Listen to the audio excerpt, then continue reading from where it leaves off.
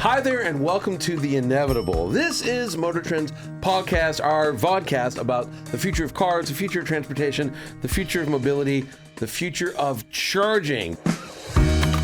Welcome to The Inevitable, a podcast by MotorTrend.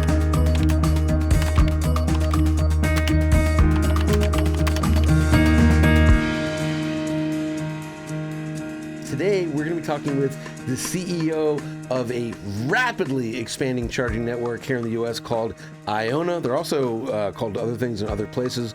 We'll get to all that, but my colleague, Edward Lowe, he's got a message for you. The Inevitable Vodcast is currently brought to you by nobody. Maybe IONNA would like to be our sponsor. This is not a sponsored episode, but if you'd like to sponsor us, shoot me a note, edward.loh@hearst.com, or slide into our DMs on Instagram. Yes, indeed. We have IONNA CEO Seth Cutler. He's going to be on here chatting with us about their latest update. It's weird because I thought that they've been around for a lot longer, but no, they're basically 2 years old, rapidly expanding. They're in town doing some business with some of the Southern California-based car companies. Most of them are from Asia. They were started by 8 car companies, which is kind of wild to think about. But yes, it's like a big joint venture. They're a consortium between 8 car manufacturers, including BMW, GM, Honda, Hyundai, Kia, Mercedes-Benz, Stellantis, and then Toyota joined them a year later. They were the Magnificent Seven, and now they're the Elite Eight. And these 8 partners have sort of put all their money in together in a big pool. Seth runs that budget and is expanding the operation of this network. It's a very unique strategy within the CPO, the charge point operator space. So let's bring Seth on to tell us all about what they're doing. All right, Seth Cutler, CEO of IONNA. Thank you for coming in. Thanks for having me. Special early recording edition. Nobody needs to know about that. Some inside baseball.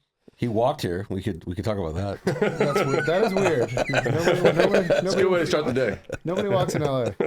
That's a first. That's really dedicated to the green movement.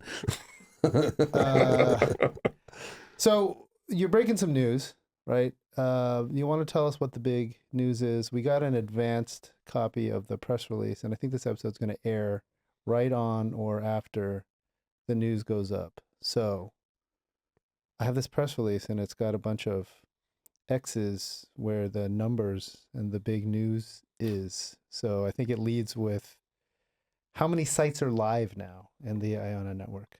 Yeah, so by the time the release goes out, Yes, which will be next week, that week we'll have over 100 sites live across the United States now. So we are an actual network now where, I think the history matters where, the company was only formed 2 years ago. February of 2024 is when I first started. We first started hiring folks. So in 2 years, we went from a standing start to over 100 sites live. And really the biggest piece of that is the scale behind it. So we've got almost 5,000 high-powered charging bays that are already contracted. So they're working their way through design, permitting, construction, et cetera.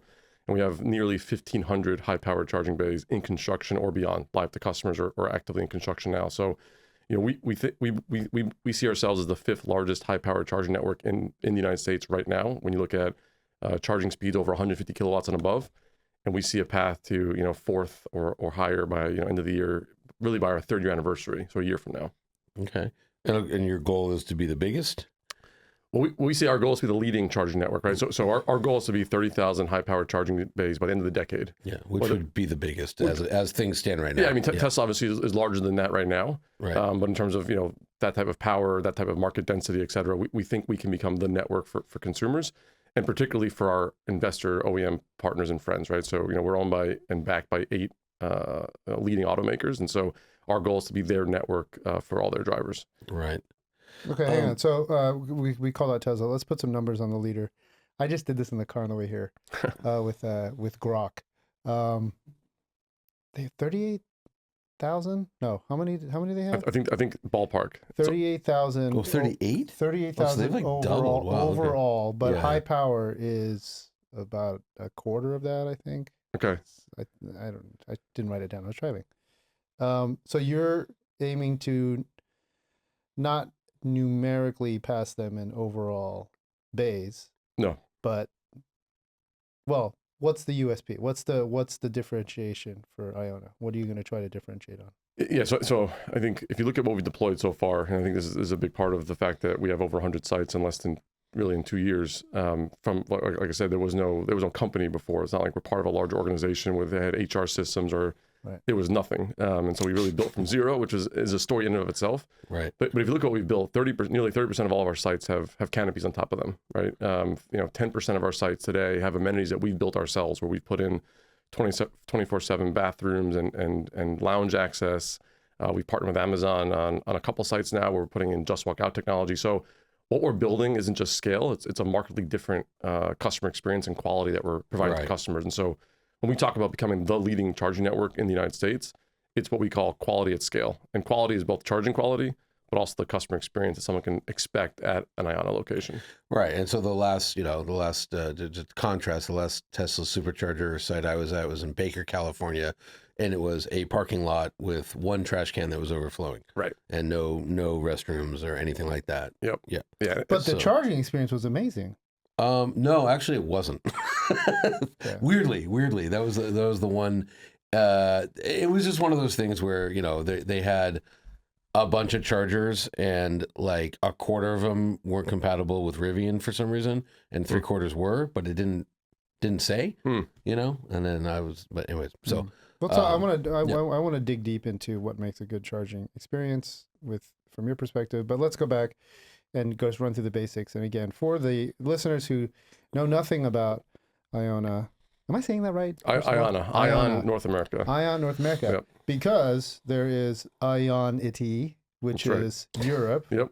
I don't know why you didn't do. I guess you tried every permutation of ION EU or ION and then there's ION China, which is IONCHI, which is very clever chi, right? Yeah, some IONCHI's Asianness good. there. Yeah. I expect like the yin yang logo with that one. IONCHI's good.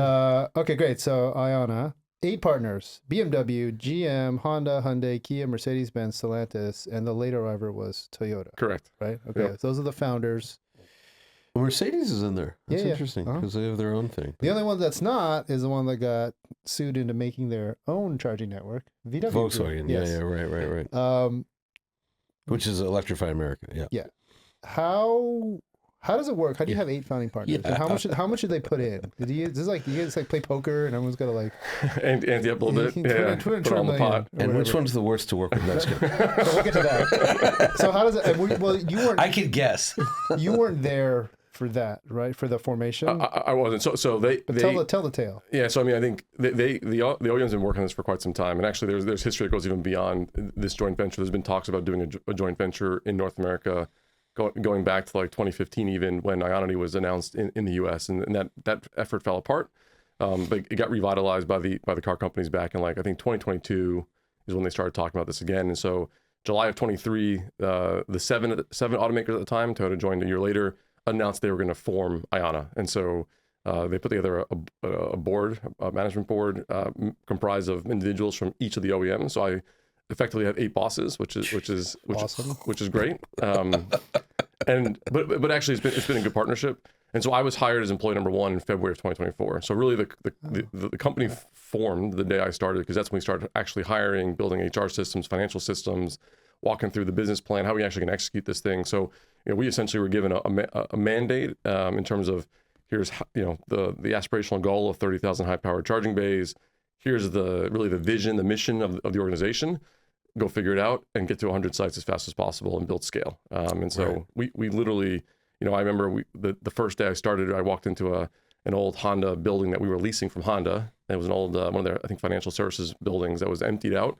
And that was our office for the first 5 or 6 months until we found the location in Raleigh, North Carolina. So we did, the first year was insane because we were doing everything from building a company, finding an HQ, relocating families, myself included, and then actually finding our first sites. And the first site we launched, which was in North Carolina, we picked the most difficult one, was a 100-year-old gas station that we, as we're doing construction, found an old gas tank, had to remediate the location, still got it live within 9 months of starting the company. So, I think that's kind of the ethos of the organization is how do we go at what we call IONNA speed to really build out the scale and differentiate experience. How did you settle on North Carolina? Yeah, it's a great question, one that gets asked a lot because Yeah. we were between California, Texas, Which seems obvious. yeah, and that's why everybody, hey, why don't you go to California? And honestly, I think Just for the talent. There's a lot the of talent, yeah. and that's where a lot of the EVs are being sold. And what Right. we were looking for is what is the best place in terms of cost effectiveness to go operate this company. And really, Raleigh presented a really good opportunity in terms of there's great talent there. It's a great place to live, and we've been really successful over there. Okay. Yeah, it's great. My sister actually just moved back from there, and I visited, helped her pack up. But that's Oh, Raleigh's. Yeah. super friendly people. Yep. No, Raleigh's is Like is surprising great. amount of sort of tech Yeah. Yeah. going on out there. So shout out to Raleigh. Okay, I was curious. I know it was formed in 2023. You joined in February 2024. Yep. And somewhere in between, Ford announced that they were going to ditch CCS and go to NACS. Yeah, I think that was May of May. 23. So Yes. before IONNA was announced. Okay, so then from the get-go, because after I was, I give a lot of credit to Ford for having the courage to say this thing is garbage, this one is better, and when they did it, everybody else Yeah, it was followed. the first Yeah. domino. Yeah. So you guys hit the ground running and saying NACS, Correct. We're gonna Yeah, do it, like, 100%. but now was it like we're gonna do both, or I think you are shipping charging units with both handles, right? Correct. So all of our sites are 60% NACS, 60% CCS, 40% NACS right now. And so when we started, we already had the mandate to go deploy NACS as well as CCS because, to your point, most of the OEMs, not all of them at that point in time when I started, had already made the announcement they were going to switch over to NACS at some point in time. That's gotta be a huge pain in the ass. Which part? Like having Switching both, up well, chargers. having both, right? You'd be surprised. I mean, really, it's just the cable that's different. All the underlying, the liquid cool technology, the communication protocols, all of it's the same underneath. So we can actually go back and we're watching our network in terms of which sites are high utilization on NACS versus CCS, and we can go back and make swaps of cables if we need to. Okay. Okay. Well, what about breakage? Because this wasn't the main complaint about the CCS cables that you drop it and the little widget thing on top would crack or break or something, and then whereas the magnetic handle on the NACS charger doesn't. Yeah, I mean, we're not seeing that. I mean, I do think part of it was obviously Tesla's done a really good job of building scale since 2013, 2014, et cetera. And so opening up NACS definitely allowed for the OEMs to have access to the supercharger way without adapters, et cetera. So I think that was probably part of the calculus, is my guess. But we're not seeing any issues in terms of folks that are using CCS on our network today at all. Okay. It's good too though, because then there's none of this adapter, Correct. weatherwide Yeah. I adapter. mean, it's like having two types of gas nozzles. build a Yeah, vending which machine one do I to use? run Right. the Did I bring it? adapters. Did I break it? Yeah, 100%. Okay. Well, my question is, and this was like, I remember we being MotorTrend, we've been, dealing with Teslas since like late 2012. And, the Roadster, sure. 2008, yeah. Well, yeah, the Roadster, sure. But I mean, the Model S, we were very deep into that. And I remember, we happened to be 3 miles from SpaceX, where, that was the first supercharger site I ever visited. And I was like, the car is nice, but it's just an electric car. But this charging network, this is the gold mine. And I was at the time, I was like, because you have a bunch of people who just purchased 6-figure science projects standing around telling each other how smart they are. I was like, this is like building a fan base. But why did it take so long? Like, this was in like probably December of 2012. I was at a Tesla Supercharger site, one of several that were in Southern California. Why did it take until February of 2024 for the other OEMs to like figure it out? Like To build a network, you mean? Yeah, it seems like it was the most obvious, like the smartest thing Tesla did actually, because Model S came, now it's gone. You still have the supercharger network. That's the smart thing to me. That's what I thought. So. No, it's a great question. I think there's always been this struggle of the car makers don't build gas stations. They don't operate gas stations. They're just there, right? And I think there was a lot of waiting for the industry to kind of catch up. And I think you saw that with Electrify America building out a network. EVgo's done a lot to build scale. The federal initiative on NEVI was there to try to build assets. But I think what you saw was just it wasn't successful across these companies in terms of delivering quality. And I think it got to a point where the OEMs just felt like, hey, we just got to take this into our own hands, right, to really make sure that we're fixing this problem. Okay. Okay. Related question, and we crowdsourced questions from our staff. We have one of our guys. You met a super tall. I think you met our super tall guy, Alex Leanne. Yeah. Yes. So he and Poor Alex. others. He has other qualities. But he's super tall. That's good. Well, it's easy to identify. Yeah. Sorry, Alex. 6'10" for those listening. You know, why? A little bit piggybacking on Johnny's question. What gap is IONNA trying to fill? Like, what was it? Was it just, and believe me, I have a litany of what I think it is, right? Yeah, The terrible uptime, right? You would show up at a charger and the handle's busted, or the card reader Just didn't work. The card reader doesn't work. Yeah. It's not compatible. It's not compatible, or they're Just all doesn't work. They're all full, Right. Because it's not enough. Just doesn't work is the big one. Yeah. Why and I don't know, you probably can't say, but why, and then how much did each manufacturer put in to start this organization? So I'll answer the last question first, which will be an easy answer, which is I can't answer it, but I can say that we are well capitalized to go deploy our mission, right? Okay. And I think Sure. I think the OEMs really looked at this from the get go about how do we really change the experience that we're doing at these charging locations. Because to your point, Tesla's done this before. This is, I mean, let's be honest, it's not rocket science deploying charging stations and charge cars. Yeah. And I've looked at the industry in like these 4 phases. You know, what I call phase 1 was really like, you know, Nissan did this where when they first started selling the Leaf, they started deploying CHAdeMO chargers across the U.S. And it was not a network; it was disparate locations, back of a dealership, wherever they could put a charger to say, "We've got charging. Go buy our Leaf." Tesla was really the first one that said, "Hey, we're going to build a national network." EA followed suit after that, and that was kind of the phase 2, I would say, around. Okay, now you get this idea of like we're going to build a network. You know, I'm going to buy a cell phone and I can go wherever and I can make calls. And then phase 3, which I think was really coming out of COVID, where you saw a lot more people now buying EVs and using the assets, was, shit, this stuff doesn't actually work. Oh my God, like, why is it so hard? And Right. so I think the industry as a whole has gotten a lot better when you look at charging reliability. 100%. Right. There was, I would say, really the start of 2024. Like suddenly, like I think it was the version 4 EA charger was like it just worked. Yeah. You know, it went from like never working and everything was a 15-minute phone call where you're screaming at somebody to wow, you plug in and it works. Like how novel. Amazing, right? Yeah, Exactly. Yeah. And now, you know, we look at IONNA as really this next phase, which is how do you change the customer experience? And I think what you said before, which resonates, is, I mean, a lot of these locations don't even have trash cans, which is something simple. Like I go to a charging site, I go to charge my car, I got trash, I got to go clean the windshield. Yeah. Every one of our sites has trash cans, which sounds silly, but it goes back to like, huge. how do you think about the experience a customer to have at the location? That's why we're doing canopies. That's why we're building amenities. And it's not easy, but that's really what IONNA is there, is not just to build scale, it's to really deliver something special to the customers. Okay, so let's talk about that because, well, you have a lot of different offerings and you have different names for the offerings. So Yeah. can you walk us through the differences between like a rechargery, a relay, and a beacon? And Sure. Okay. Yeah, so we have 4 product classes. Yep. Easy way to think about it. Start from the bottom going up. So rechargery relay is our most basic offering. It may or may not have a canopy to it. It may not have an anchor tenant, meaning it's, you know, we sometimes we bought land and we'll have it adjacent to a Starbucks or a donut shop or some location where they can go do something and be able to use the amenities there. And that's our relays. Essentially, it's a place to infill, to be economic in terms of how we deploy these assets at scale. And then the next 2 classes up are what we call our rechargeries. And there's 2 versions of that. One is a rechargery at.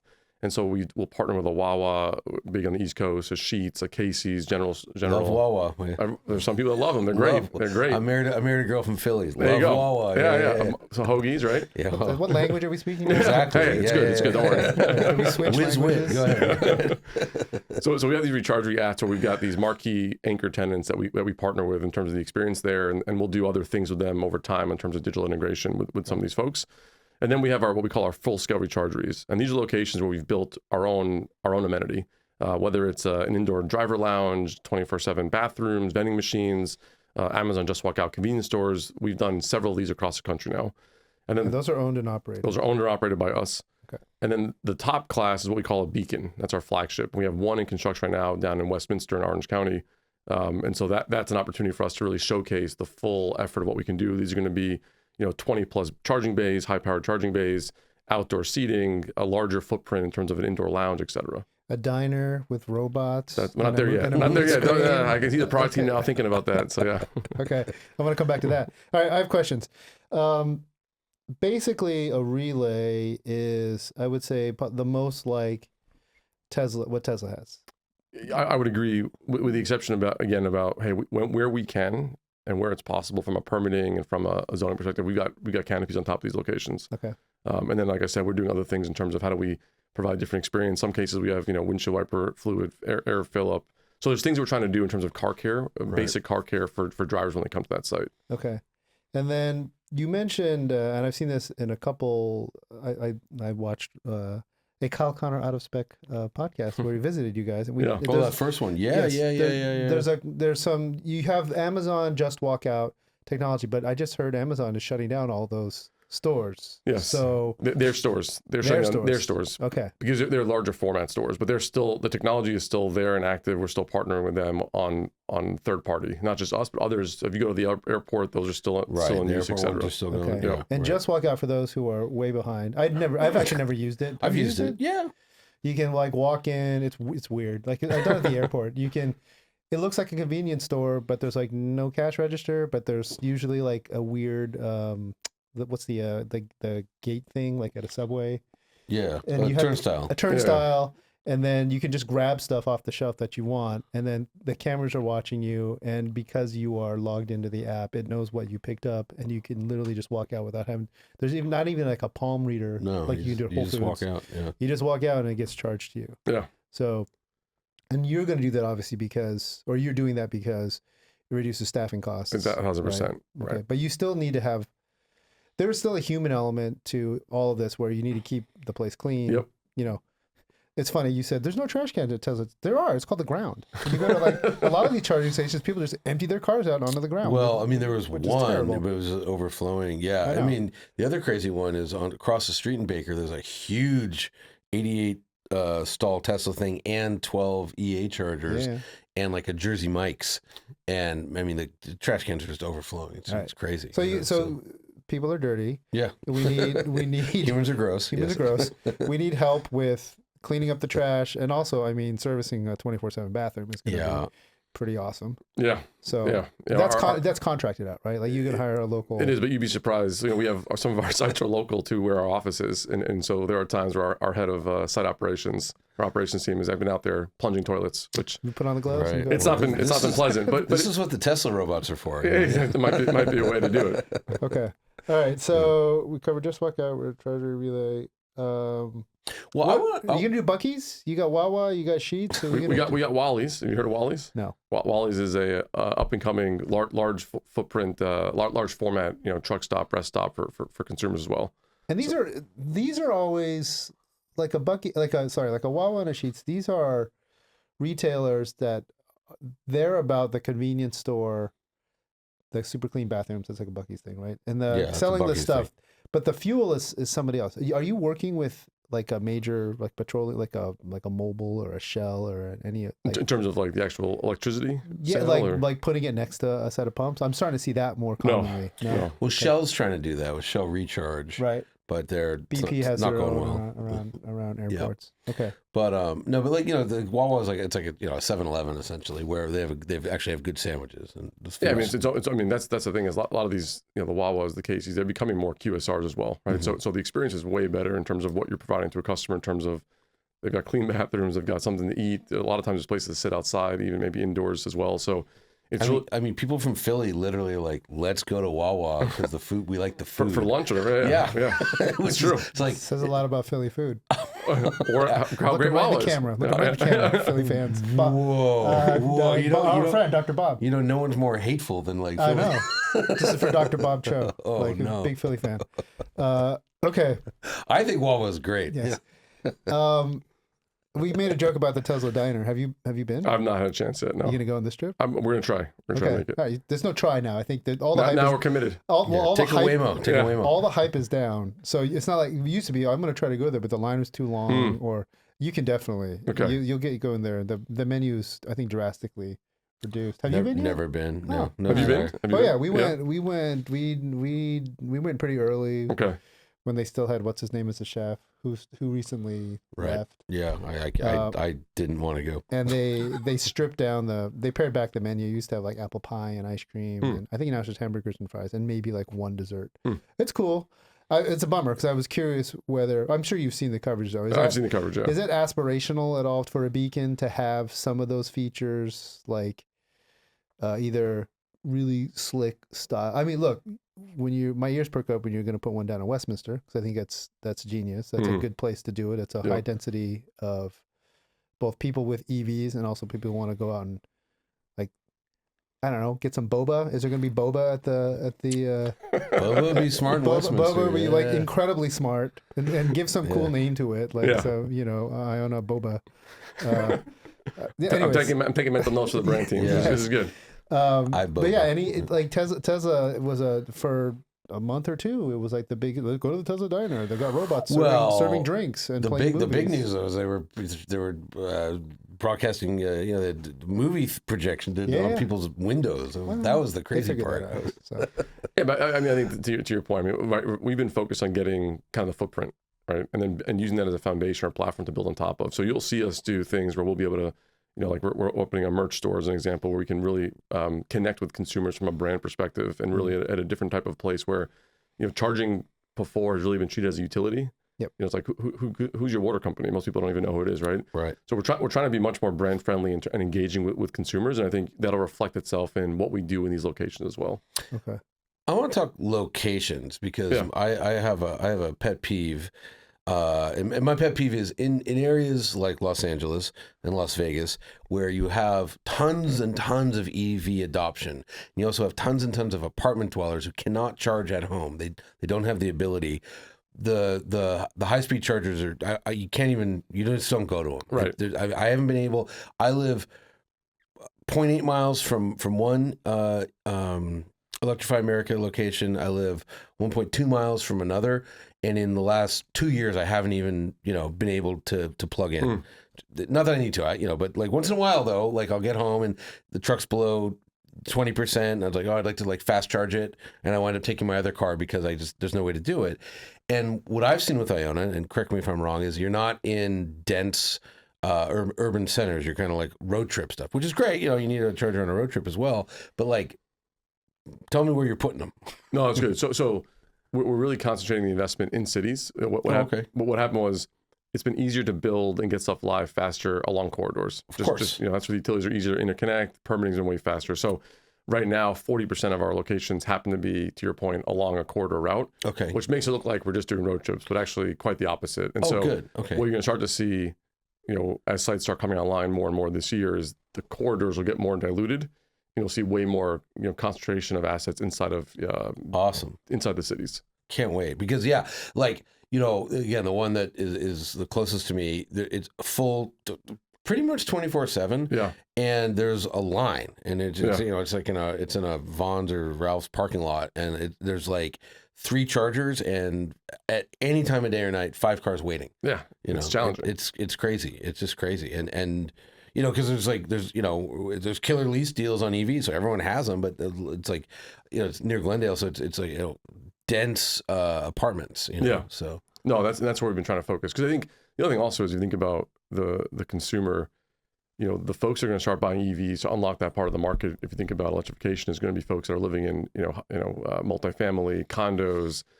Single families that they can't put a home charger in, so we have to make sure for whatever reason, for whatever reason, right?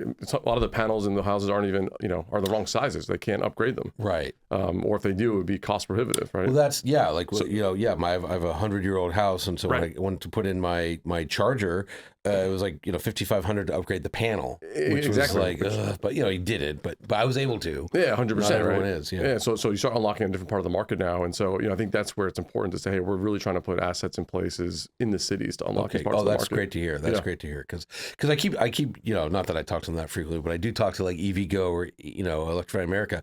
I'm like, 3 chargers was cute in 2019, but now, in Southern California, we're selling 300,000 EVs a quarter. Right. In California. Like, we can't.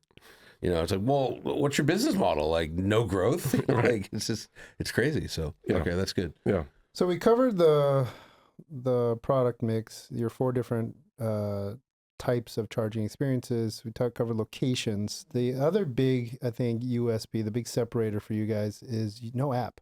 Yep. Talk about that. No app. That sounds weird in 2026, but Yeah, oddly refreshing. Yeah. But I'll tell you, we actually have a lot of apps. So that's the interesting part. Oh. See? So Okay. every one of our OEM partners, investors, they bring an app to the table. And we were very strategic in the beginning. What I didn't want to do, what I want to make sure is that we were strategic in terms of how we worked with our OEMs, right? And their customers, because as your exact point is, what customers don't need is another charging app. What they do need is reliable charging at good price across the United States. And so we actually have, 8 mobile apps right now across all 8 investors. We have roaming with ChargePoint, right? We're going to turn on roaming with other CPOs or other EMSPs later this year as well. So what's an EMSP?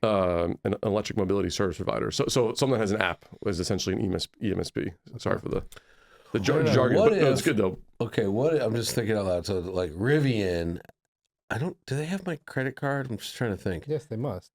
But like we're integrated. Yeah, they do. We're integrated with Rivian, right? Yeah. So to that point, so we're integrated with Rivian and with Ford right now. But so could I rock up and just plug in To Rivian? Yeah, Absolutely. and plug and charge.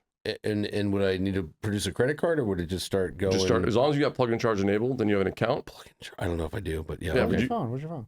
It's over there. I can get it. No. But that's the point though, is like even though we don't quote unquote have an app, we have integrated with a lot of different OEMs and a lot of different providers. How tricky is that? Working with all the OEMs? Working with all the apps. It's a lot. There's a lot that goes into it. I mean, that's why we have a full test lab and a full engineering team that work a lot of hours testing and debugging, because that's the biggest fear is you put something into the ecosystem that causes problems technically.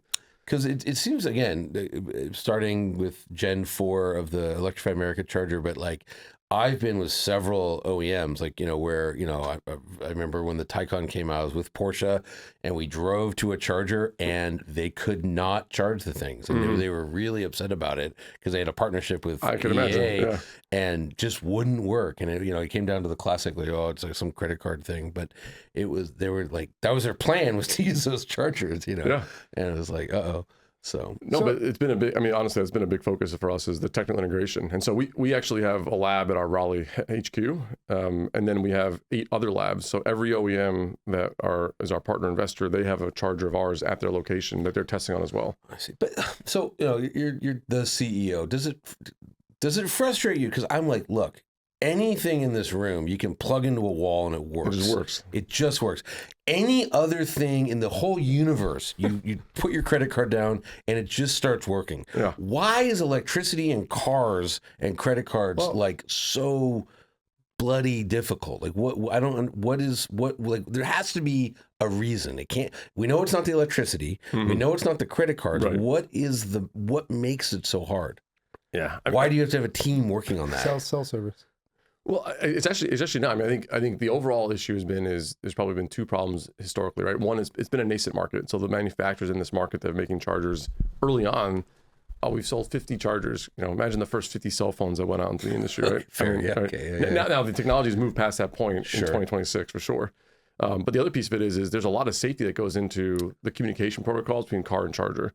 And that's the part that makes it the most complicated, is because you're not just plugging into the wall and electricity starts flowing. Right. There's actual high-level power line communication occurring, PLC, between the car and the charger to make sure no one gets hurt. I mean, you're talking about 400 kilowatts. You're talking 800 volts. You're talking 400, 500 amps. So you got to be very careful. So it's much different than plugging your cell phone in. Yeah, much different. And so there's a lot that goes into that integration. Got it. Yeah. Okay. 'Cause I was always like, there's got to be some. I don't get it. Okay. So let's back up here, because I think there's several different types of consumers who pull up to an IONNA charging station, right? One is going to be somebody who owns a vehicle from one of your 8 partners. Yes. And if everything's working properly, your team, should be super slick. Yep. Like their app works, this plug-in charge, like you literally, if I pull up in a BMW iX50 and everything's properly set up on my end with my credit card and the app, I can get out, the charge port door opens and I pop in, ideally the NACS plug. I don't have to do anything. Yep. And then once it's done, 80%, or I just hit the button on top, peace On out, your way. drive away. Yep. Later, I look at my charge account. Look, I got charged $12. Great. Second would be somebody who could have one of those cars or something else, Yeah, I Tesla, think, right? A whatever, Tesla, yeah, and just Rivian. shows up with a credit card. Yep. And this is a chip card. Yep. Also, pull back in with the Tesla, open the charge door, plug it in, and then tap, look at the screen. I'm charging. When I'm done, I leave. Yes. Okay, great. Is the third category folks who are like what? I guess the same thing would happen for a VW ID4 Yep. or a Ford or a Mach-E or something. But can they charge and go, plug and charge if they have a credit card set up in their app, or no? That's not set up yet between IONNA. So with Ford and Rivian, we've expanded to include them in our plug and charge implementation. So Okay. the 8 OEMs for sure. To your point, the integration is really slick. What we're also announcing next week is we're going to be providing working with the OEMs to provide discount charging to our 8 investors. Because I was going to say, what's the advantage Right. of, like, Ford's the smartest guy in the room by not giving you money, but the app works. Right. Okay, so. But it's Yeah. but it's kind of like I will look at it like kind of going back to phases, right? So phase 0 was build a network. It's hard to have 4 sites and say we're going to give you the benefit. Right? Where are these 4 sites? Nowhere near anybody. Cool. All right. Now we've got over 100, right? And we've got 50 more construction, and we have 300 more that are coming. So what you'll see starting this month is, as we'll phase it out with our different OEMs, is discount charging off of whatever the price is at the locations. And then that'll be just the first step in a deeper integration that we're going to be doing with them in terms of, search optimization, route planning, navigation, so that we can become their network that their customers can rely on. Right? Just like when you drive a Tesla, they know to go to Tesla. Right. These 8 OEMs will know, hey, I'm driving insert OEM here. I know I need to go to IONNA, and my vehicle's going to route me there, or I'm going to be able to find it that way. I just thought of this, but it's so funny. I don't think VW and Electrify America really are that integrated. But like Ford's sort of the only one without a network. Like Rivian has a network, Tesla has a network, maybe Volkswagen is another one. But like, yeah, it's Ford's funny. Well, the key takeaway here is a credit card. We should have started a credit card like many years ago, because those guys are just winning all over the place, right? All of the subway systems now are ditching their apps. They're ditching their card. New York just did it, right? Oh, really? They're going to credit card? Everybody's going to tap to pay. Interesting. Okay. Right? And that's because nobody wants to download another app and then preload the app and then 100%. connect to the card. There's nothing more frustrating when you just Right. want to do something and you have to pee and it's like you're out of money. It's like, oh no, it's like, And then now, I think, in fact, I was telling somebody about Metro because of the Olympics, and it was my sister. She's like, "You guys aren't tapped to pay yet? This is so lame." Like the Bay Area switched too. So, anyways, let's start a credit card. Dude, This is why Discover card is so we should do an Everyone's like, episode why on- is Discover card so on? Like, because that stuff is still profitable. You have no idea. We should do an episode on why the Olympics probably aren't going to actually happen. But that's another Okay. Okay. I was just curious. With 8 partners, you guys must have done the math. How much of the American EV driving public do you think you have in the network? Yeah. So those 8 OEMs in general, how many cars they sell, not just EVs, but they represent about 60% or so of all cars sold in North America today. Okay. Right. And I guess the big one you don't have, but you would from a tap to pay is Tesla, right? Yeah, we charge Teslas all the time. I mean, Okay. we have a native NACS network now across the country, and so we see activity with Tesla vehicles coming to IONNA. Okay. right. And I did see in this press release I got this idea about giving discounts. Yeah. Will the discounts vary by? It's just like this is where you separately huddle with one of your 8 bosses and talk. Is the discounts differ by brand? Yeah, absolutely. I mean, Okay. these companies all compete with each other. So a lot of antitrust and everything else that goes into that. So we have agreements in place with all of them. What we're doing is So who's got the best discount? I can't say that. Good question though. But we'll have Why can't you say it? well, actually, you'll see. So we've got web pages set up now on our website going live next week. It'll link back talking about each OEM and what their discounts are for their drivers. But really, this year and late last year was about enabling that kind of that platform foundational integration to enable those discounts for each of the OEMs. And you'll see additional benefits get rolled out in the second half of this year as well. Okay. And there's another discount, which is when you open a new location, 20 cents per kilowatt hour, right? Yeah, we did a second year anniversary celebration in early February, and we had a lot of success bringing folks out to our sites. It was we had 7 locations, our full scale rechargers that were free for that day. So you can imagine we racked up quite a bit of demand charges. Yeah. I'm surprised how high it was that day. I regret it a little bit. Yeah, I'm sure. Right. Does the 5 cent beer there. utility call you and they're like, "Hey, what's going on?" All the lights dim in the neighborhood, right? But we did 20 cents for that day, and it was a really successful way to engage with the community. And I think that's been the big thing with the brand is how do we do more to engage? And so we'll be doing 20 cents the first week it's open, and then we're also launching last Saturday of the month every time we have kind of a collection of these 10 sites went live this month, we'll do events at these 10 sites with discount charging for that weekend. Oh, cool. Again, to just engage with consumers, educate them on what we're doing. We'll partner with local dealerships as well. It's an opportunity to not just educate current EV owners, but also prospective EV owners of, again, hey, you want to buy an EV, there's a network that goes with it now. Yeah, and 20 cents is about, I think, what I pay at night to charge, but much more slowly. For sure. Yeah, much more slowly. It's a good deal. That's like, yeah, I think that's the Sort of nighttime. off-peak. Off-peak. Right. Super off-peak. Super, Right. yeah, and the Rivian app came out with a new thing where they just like, you just say like, I used to pick the start stop. Now the Rivian app just does it, and it's the cheapest time. Right. But yeah, so that's a good price. Yeah. Okay. And we're just doing that again, to your point. It removes I can just charge at home cheaper. And you go, well, actually, you can charge here cheaper. Why don't you try it out? And faster. Why don't you try it out? Yeah. Yep. Oh, that's great. That's great. So I kind of get the no app. I like it. I like the idea that I can just roll up and charge my EV, or if I'm in something that's not in the network, just use my credit card. But I also feel like you're missing. Do you ever get this like, ooh, we're missing like a huge opportunity to connect directly with our customer, Push or notifications. yeah, push it or sell advertising to them. Or Like email. all the other stuff that comes with an app or that direct connection. It's been a big debate internally. All I'll tell you is like, I think I'm really keen on being hyper focused, because it's easy to your point of like, you know what we could do? We could do this. We could do this other thing. We I'm could the do king of loyalty. Yeah.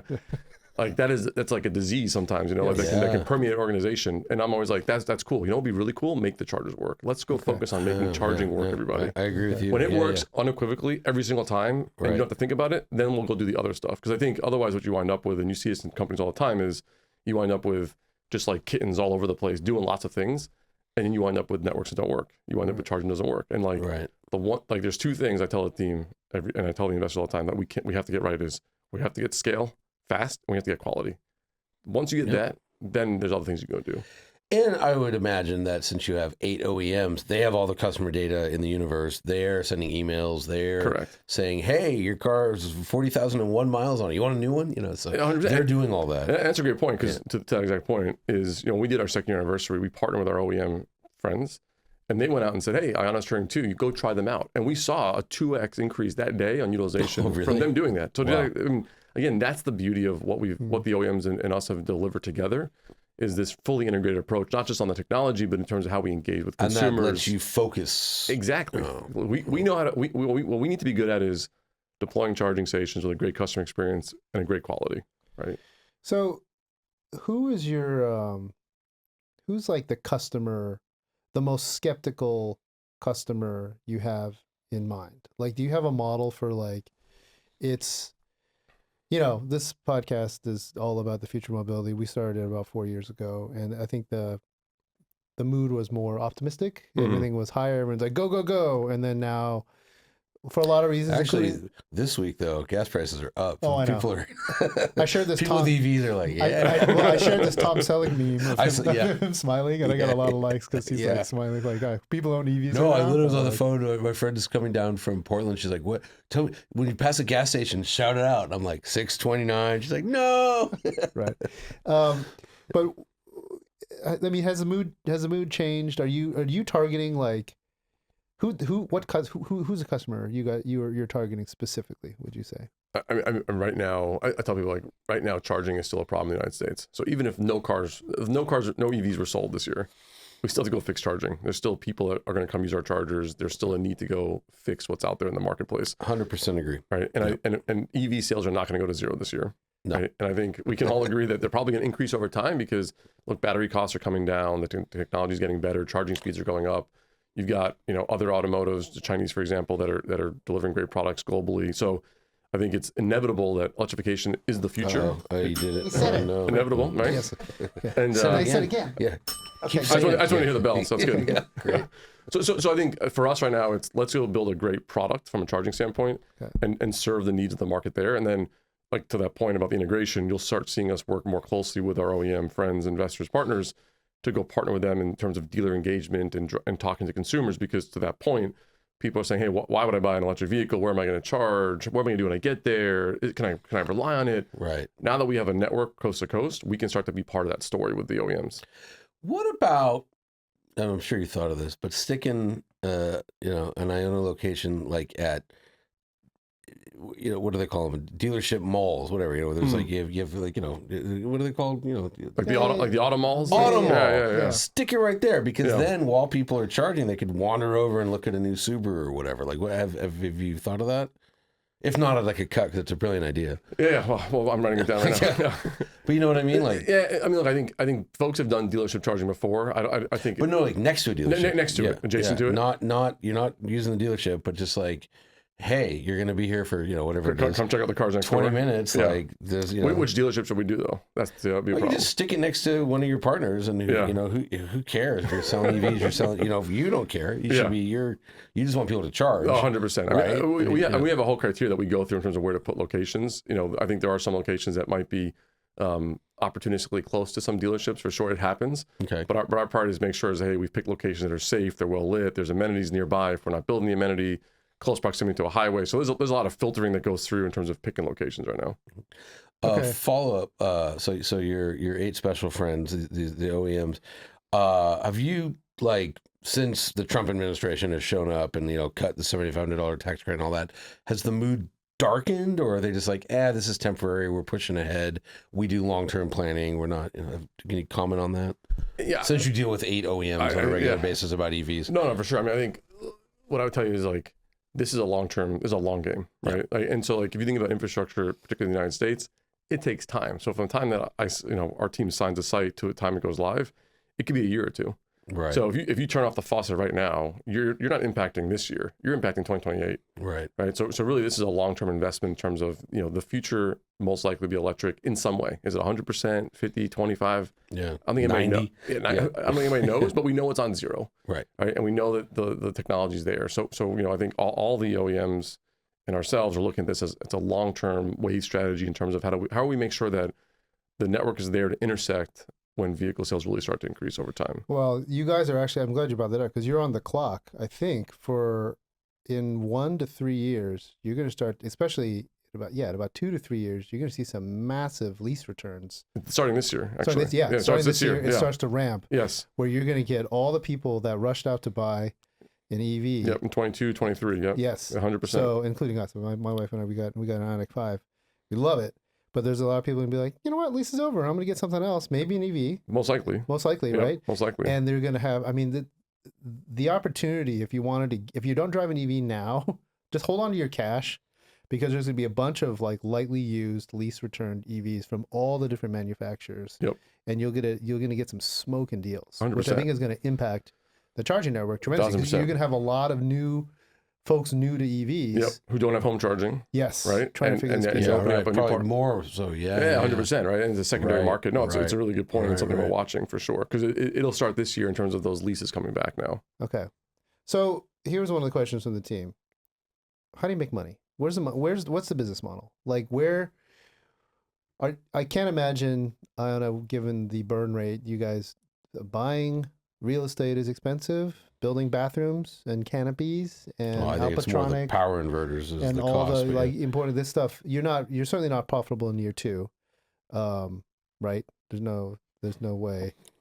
Look, he did a little. For those of you, this is a video podcast, an audio podcast. He did a little eyebrow twitch there. That's great. I had a smile. But where you're highly, what was the term? You're well funded by 8, well capitalized. Well capitalized by 8 major auto manufacturers. You're charging, competitive rates per kilowatt hour for charging, but boy, there's a lot of money going out the door to build this stuff. Oh, for sure. It's a lot of money. And it's not a charity. It's not a charity. And it's capital intensive. And look, I think it's definitely in our charter to get the profitability, right? To be profitable, because if charging is not profitable in this country or anywhere, then electrification won't work, right? Gas stations are profitable. It's got, the ecosystem has to work in terms of money going in and out. So it's definitely something that's top of mind in terms of how we get there. But we're very efficient how we spend capital, both on the operational side, what we call G&A. So, how many people we have and where we focus time, going back to my point before of it's easy to get what I call organizational bloat because you're doing all these things. And so if you get really hyper-focused to deliver a really good product and take care of we say our second cultural tenet in the company is driver first. So we're hyper-focused on delivering a really great experience and bring drivers in. They spend money that brings, it's what I call calories in the door. And then we get really efficient how we deploy these sites. You'd be surprised at how efficient we are in our capital, even with canopies and bathrooms and everything else. Okay. Didn't quite answer the question, but I see It was pretty close. it's pretty close. I see because I see a pie chart, right? Part of the pie, I don't know what size is going to be the revenue generated from charging for the public. Mhm. There's some massive part of that pie that's also, and I don't know the accounting, how you would the capital put in by the OEMs where that is on the balance sheet. Mhm. Then you got these other little slices, right, which would be like merch and snacks from a walkout Well, but you're store. forgetting the most important one is selling cars. Like manufacturers will do anything to sell a car. No, I know, but IONNA doesn't get a cut of that. Like, No, but that's- they're well funded by these billion-dollar corporations with factories that want to sell vehicles. still yeah. not seeing where that shows up on their balance sheet. That's the question. Well, we Like, don't know how much money they're getting. It's like- Right. So, I- you know, is it, I suspect the longest tail of the profitability story will be making money off of the end user at scale. Right? Utilization, yeah, absolutely. Selling electrons, Okay. 100%. I mean, that is the way we make money. The number one way we make money today. Okay. Now, I think what we've done is different, right? So to your point, we own land. We ground lease land. There's land that we've bought or ground lease where, we know we can either sublease it or resell it. So there's mechanisms in place that we've not yet exercised, but have purposely done that early on that no other network's done, where we say, hey, we think we can capitalize this differently in year 3, 4, 5. We'll get there when we get there. And then we have our own amenities, right? So it's the question of, hey, what does that look like as we start to get higher utilization? Right? The merch store is an example of that. So there's definitely a lot of experiments that have been running in the background, really kind of like these seeds we've planted that we're waiting for them to kind of sprout, in addition to just the charging aspect of it. But charging for sure is the biggest piece of this. Okay. Yeah. But do you have a year that you're supposed to be or that you want to be profitable? Yes. Can you say what that is? No. Okay. Fair. That's fair. Yeah. I knew when he said yes. I do too, but you gotta ask. Yeah. Okay. Okay. All right.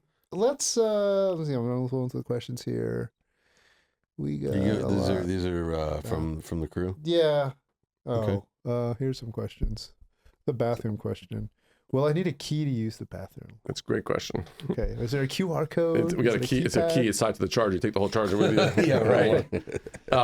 So we use a technology that has an app tied to it, and so you actually use an app to unlock the bathroom. So you don't need an app to charge the car. But you need an app to unlock the You bathroom. have to charge the bathroom. But the app is just you scan it. What it is, you scan a QR code. Right. It sends you a text message, and it opens it, and it gives you that way you have Okay. secure access into the Gotcha. facilities. Okay. Okay. All right. Okay. We're getting close here. I got some bigger picture questions, unless you have. Well, I can keep going. No one else in anything. That's we our staff. How do you make money? How do you use the bathroom? Well, we covered a important lot. things. We covered a lot of it in that order. Yes, we covered a lot of what they wanted to know. There was a lot. I'm just curious about the bigger picture, right? Have you Yeah, tell me. have you gone to China? I've you, not, no. No. But you've read all. I mean, I did the AIing on the way here, right? Like something between 16 to 20 million chargers in China. 4.5 of those are publicly available. I mean, it massively dwarfs anything we Also, have their here. power delivery. They have those. I forget they're called those massive power lines where it's like they make noise and kill birds with the power lines. They're so big. So America, I think, if you tally up Tesla, EVgo, EA, ChargePoint, you guys, I think we're something around 238,000. Mm-hmm. As a country, we are distant second place to China, and we have about twice as many as third and fourth place, which apparently are the Netherlands and Germany, at over 100,000. How many do we need? How many chargers does America need? Yeah, it's a good question. There's a lot of studies out there about how many, and I could try to recite all those statistics that I'll probably get wrong as I'm doing it. So I don't know. I think we know that if we can get to 30,000 by the end of the decade, essentially, end of 2030, we think we can have a meaningful impact on what the networks look like in the United States today to really go serve the marketplace. And we know, to your point, even beyond what we're doing, there's still a need in this marketplace, right? And I think what we have to do is take charging off the table as to why people don't buy an EV today. And I think that's what Tesla's done really well, where I buy a Tesla, it comes with this network, I nav to it. This is really simple. I don't think about charging. Right. That's what we got to go solve as IONNA. right.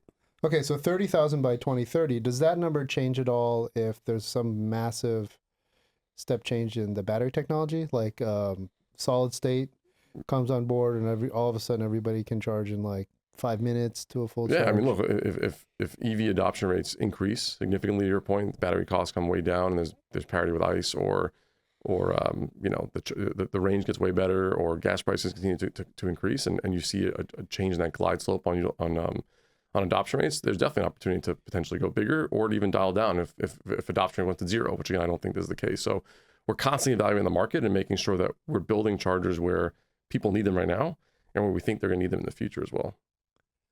Is consolidation like on the distant horizon? Do you think there's too many operators in terms of charging networks? Yeah.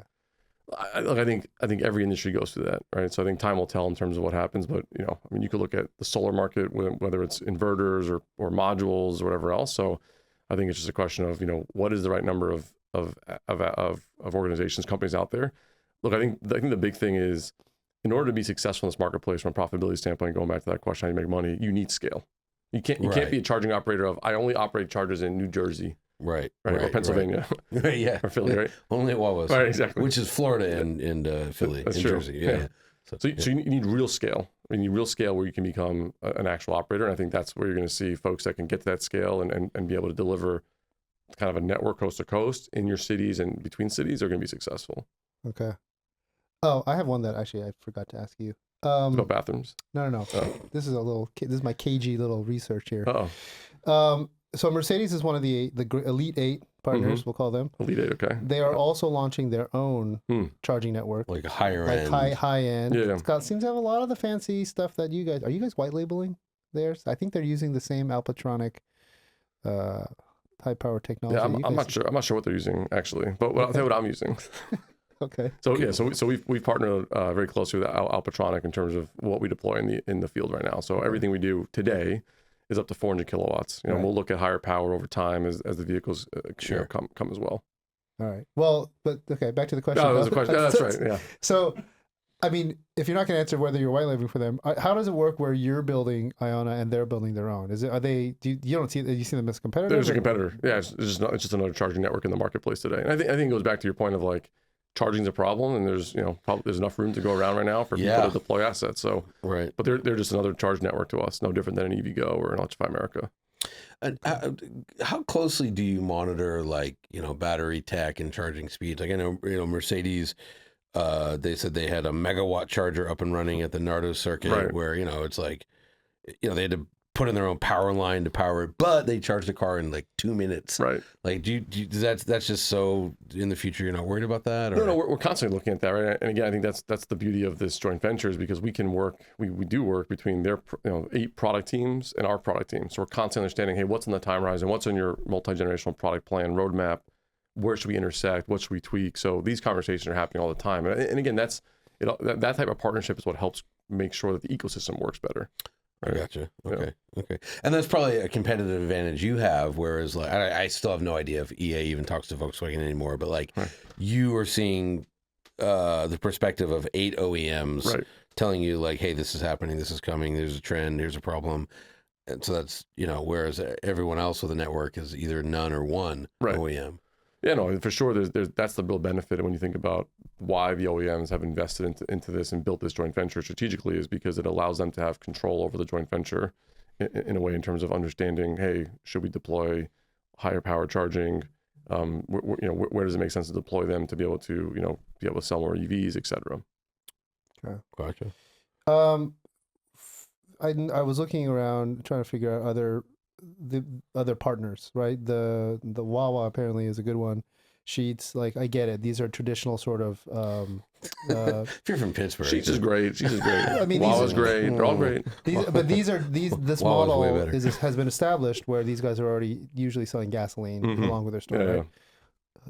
Surely a fast food chain has to be a target, right? Can I recommend Waffle House? Sure. If they're listening right now, give us a call. Right, happy to deploy. Yeah. Right? I mean, but seriously, like we're getting to charge times now where you could go in and order a Happy Meal, right, with your kid, and when you come out, your car's 100%, hit 80%. Yeah, 15 minutes, right? You're at where you need to be from a charge time and a dwell time perspective, for sure. And these these fast food chains are laser focused on whatever they can do to bring in more customers. Why hasn't, or maybe is there something coming in the future, some future announcement? Like, why haven't they fully embraced like the EV driver?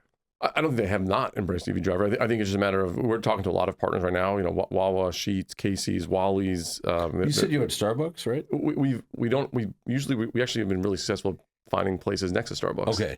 Which has been really good because, and actually this is why, right, is if you look at a Starbucks or you look at any type of QSR, one of the issues they do have is it's small format. Quick service retailer. Yes. Quick service restaurant. Quick service restaurant. Yes.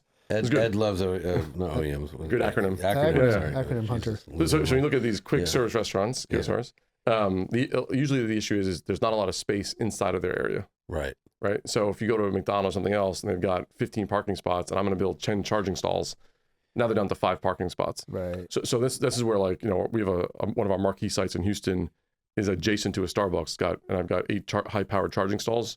So you can charge and you can one step over the line, you're in Starbucks. We've got another site opening in Washington That makes sense. State, similar to that as well. I think it'll flip once McDonald's or whatever Burger King looks at their clientele and says, "Oh, look, 60% of our customers drive EVs." Right. Then you probably see 6 out of 10 parking spaces. It could be something like that. Maybe. It could be, but again, like what we want to make sure is that we're deploying enough chargers in a location, or if it's a smaller format, that we've got another site that's not that far down the road, so that you don't have long queuing, or if a charger does go down and it takes us a day to get it back up, you've got other charging assets to go use. Okay. Yep. All right. Well, I think we're talking to you on your 2nd anniversary, right? And your announcement of 100 sites. Over 100 sites. Over 100 sites. Over 100 sites. With, I'm trying to read this press release without the numbers in it. How many bays?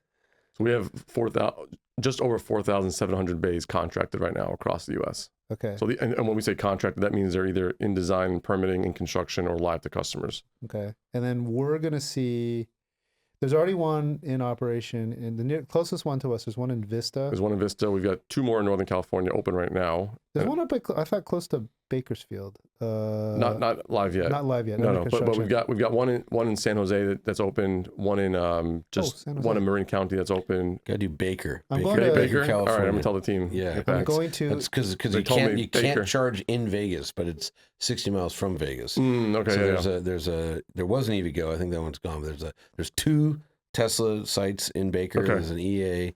Okay, and there's a Rivian not far. I'm going to San Jose next week for NVIDIA GTC. Okay. I will check out. Check it out. Where's San Let Jose? me know. Where is it? Where is it? It's on Cahalan Avenue. It's Is it by the airport? No, it's further south than that. Okay. Off the main road. All right, I will check it out. Yeah. But the big one we should be waiting for is Westminster. Yeah, When is that open? Later this year. Later this year. Yeah. You have a month? Early to middle Q4. You gonna come back? Absolutely. All right, is it a big party? Big party. Yeah, you guys are invited. Is it gonna be boba? Maybe we'll do boba. We'll figure I'm that actually out. not a boba fan. Despite what I'm not a boba fan.